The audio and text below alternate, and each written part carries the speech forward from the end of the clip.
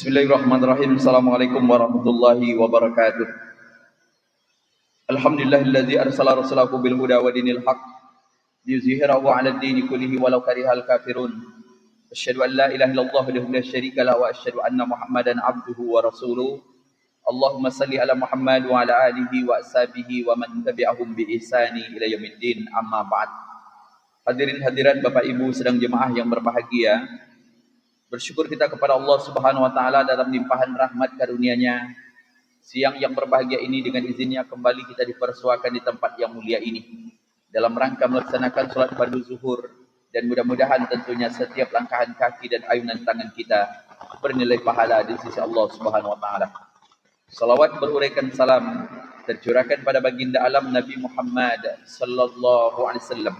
Allahumma salli ala Muhammad.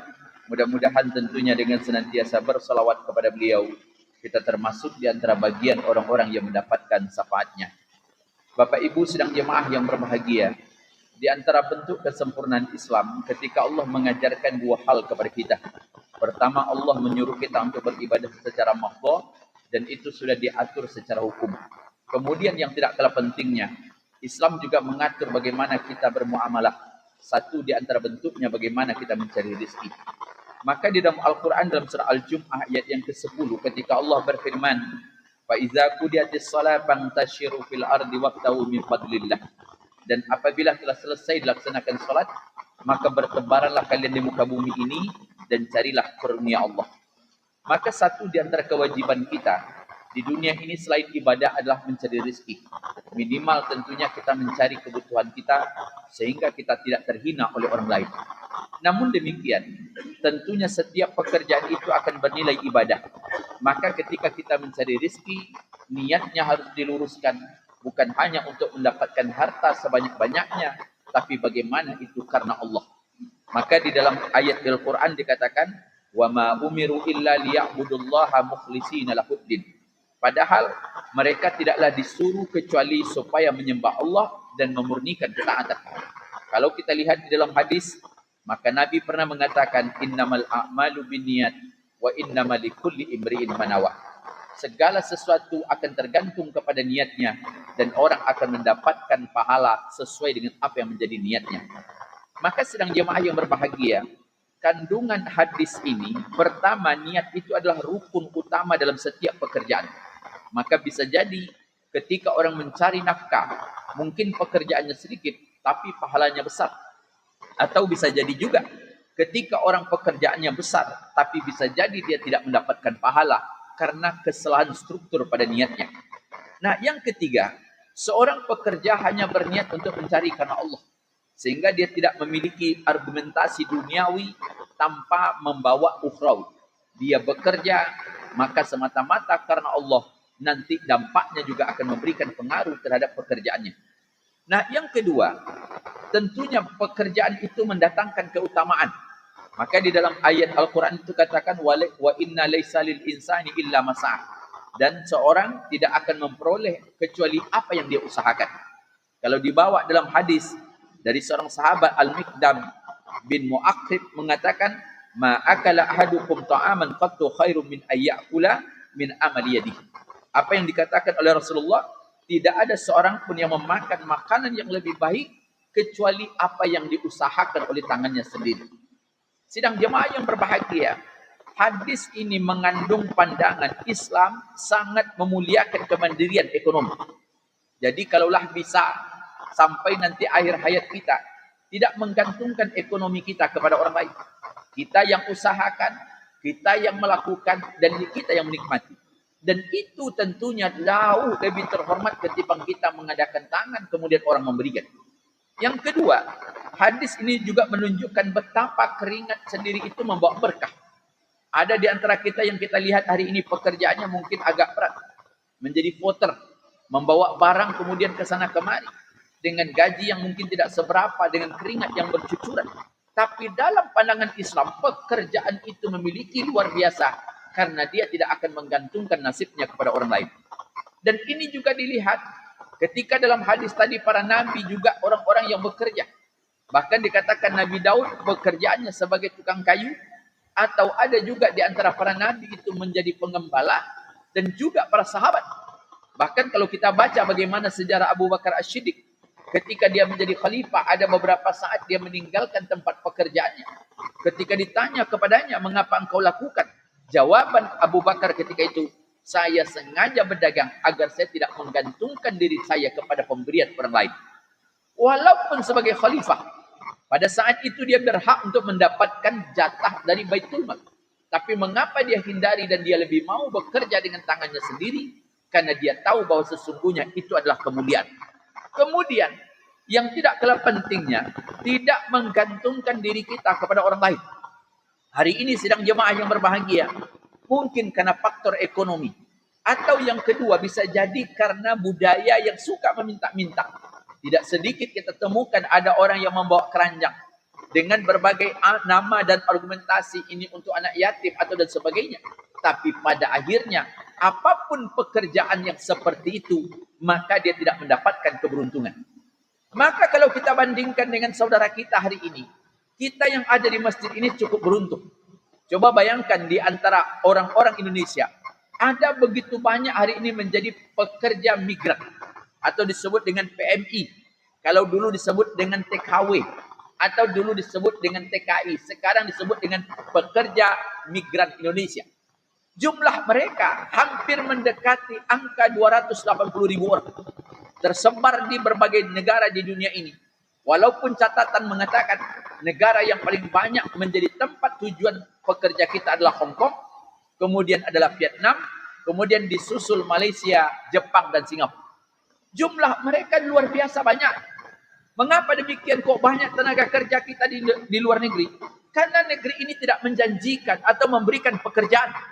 Bahkan maaf, hari ini orang luar yang datang dibawa oleh investor, sementara kita sendiri tidak memiliki tempat, janji bahwa 19 juta lowongan pekerjaan sampai hari ini juga tidak terwujud, dan itu hanya jadi bahan kampanye. Maka tidak hanya itu, bahkan kalau kita tengok anggaran APBN, ada namanya yang pendapatan, atau ada pemasukan yang didapatkan dari pekerja. Bahkan maaf dikatakan, dividen ataupun pendapatan dari pajak yang dihasilkan oleh pekerja imigran itu menyumbang untuk APBN itu dengan jumlah nomor 2 terbesar. Jadi kalau kita tengok APBN begitu banyak sampai ribuan triliun, tapi dari mana uangnya? Yang pertama dari gas. Jadi minyak yang Bapak beli setiap hari, Bapak beli minyak, kemudian dikenakan pajak, itu penghasilan pertama. Yang kedua, dari mana? Ya dari pekerja imigran tadi, Pak. Mereka membayar pajak. Dan itu sekiranya terdata seluruhnya luar biasa. Nah, sidang jemaah yang berbahagia, maka akibat kemungkinan juga hari ini pekerjaan kita sulit, kemudian maaf gaji juga tidak sesuai, maka hari-hari ini terkesimahlah kita. Ada 8.000 orang yang mereka menginginkan pindah warga negara dari Indonesia. Alasan mereka apa? Tidak mungkin hidup di negeri yang seperti ini dengan gaji yang sedikit, kemudian mereka memiliki kualitas sumber daya manusia lebih daripada kita. Maka kalau kita baca 5 tahun belakangan, banyak orang-orang Indonesia itu dengan jumlah 8.000 orang mengatakan mereka ingin berhenti jadi WNI. Jadi kalau presiden mengatakan berhentilah kalian, tidak perlu disuruh berhenti, dan berhenti juga dia. Bahkan yang terbanyak itu Singapura. Kalau kita baca datanya, orang Indonesia yang menjadi warga Singapura hari ini hampir setiap tahun jumlahnya 1.000 orang. Alasan mereka apa? Bukan karena Singapura lebih subur, bukan Singapura lebih hebat, tapi mereka mengatakan pekerjaan kami lebih dihargai daripada di negeri kita sendiri. Maka sidang jemaah yang berbahagia, tapi kembali kepada niatnya tadi. Kalau niatnya memang karena Allah, kemudian mereka mengadukan nasib di sana, kemudian keberuntungan mereka di sana, ya tidak masalah. Karena orang-orang dulu memang ada mengatakan, ada pepatah yang perlu diperbaiki, Pak. Dulu kalau orang kita mengatakan, hujan emas di negeri orang, hujan batu di negeri awak, lebih elok di negeri kita. Kan agak tele juga orang dulu, Pak. Jelas hujan emas di negeri orang, hujan batu di negeri kita. Tinggal kita di negeri, ya kacau balau lah. Yang ada di Indonesia itu hujan batu di negeri orang, hujan emas dimasukkan dalam karung 74 kg kemarin, Pak. Itu yang ada tuh. Maka yang tidak kalah penting, mencari rezeki itu wajib. Apalagi kalau kita sudah menjadi kepala keluarga, Pak. Memiliki anak yang tentunya menjadi tanggung jawab berbeda kalau anak itu sudah balik. Maka di dalam Al-Quran itu selalu dikatakan, ya ayuhan nas, kulu mimma fil ardi halalan thayyibah. Hai manusia, makanlah apa-apa yang ada di muka bumi ini yang halal lagi baik.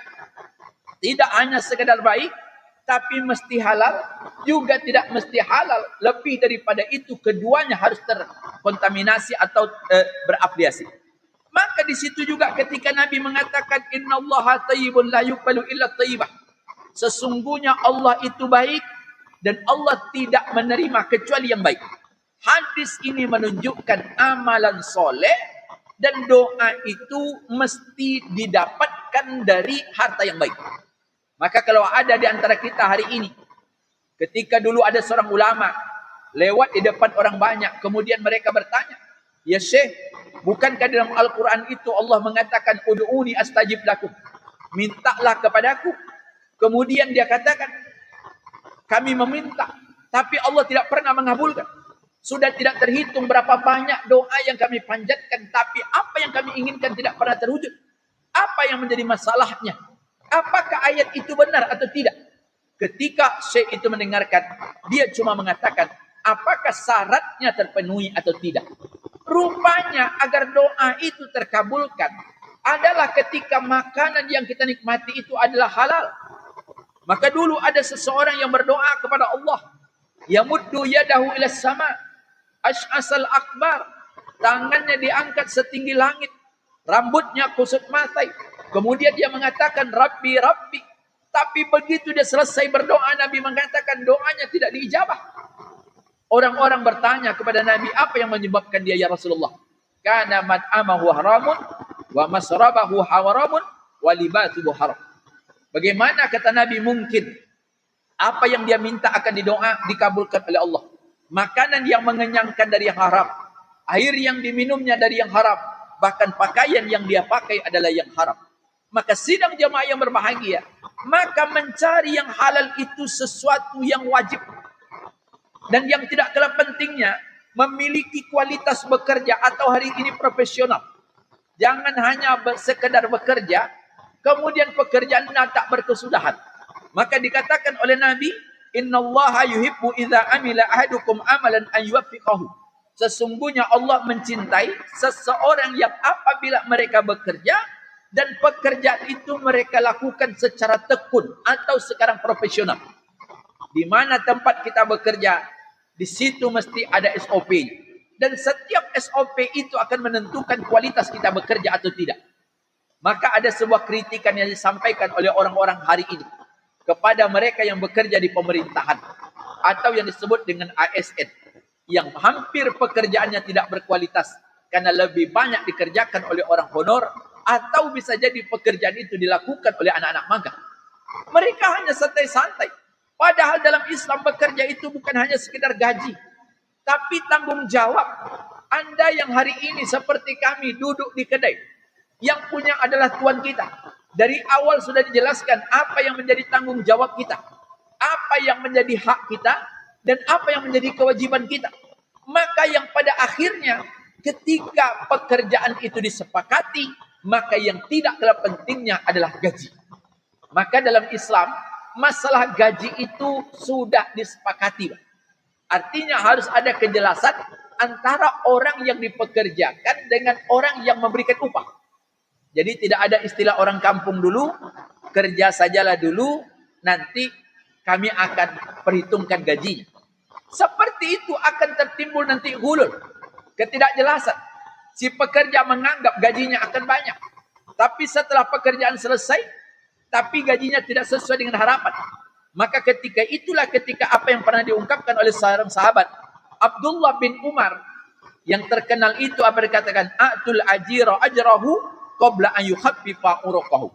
Dalam hadis itu apa yang dikatakan oleh Rasulullah, maka berikanlah upah kepada pekerja sebelum keringatnya kering.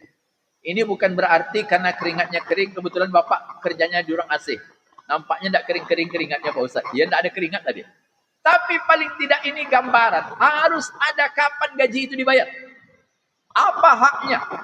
Kalau dia di perusahaan maka harus ada namanya BPJS Ketenagakerjaan. ada pesangonnya, ada batas gajinya yang disebut dengan UMR, ada ini dan itunya, ada masa libur.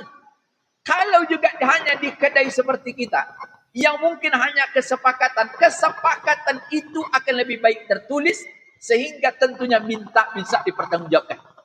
Karena banyak di antara kita hari ini sampai mengelola itu hanya sebagai tradisional, dan ini tentunya jauh dari apa yang kita harapkan. Maka Bapak Ibu sedang jemaah yang berbahagia, yang tentunya gaji itu mesti adil. Ada yang namanya freelance, ada yang hari ini gaji bulanan, tergantunglah. Tapi paling tidak yang ada harus ada ridho sesama ridho, yang menggaji tentunya ikhlas sesuai dengan kesepakatan, karena timbal baliknya tentunya si pemilik investasi pasti dia ingin mencari keuntungan. Maka sedang jamaah yang berbahagia, hari ini kalau di secara pemerintahan ada undang-undang tenaga kerja, cuma ada juga para pekerja kita merasa keberatan karena itu lebih banyak menguntungkan yang namanya investor atau pemilik modal, sementara pekerja berada pada tataran yang kedua sehingga pada nasib yang memprihatinkan. Sekali lagi, mari kita bekerja terus mencari harapan yang terindah dari Allah. Apapun pekerjaan kita dinikmati, yang penting tentunya halalan thayyibah, dia halal lebih baik. Yang penting juga hasilnya banyak, halal, kemudian membawa kebahagiaan di masa yang akan datang. Mudah-mudahan ada manfaatnya. Assalamualaikum warahmatullahi wabarakatuh.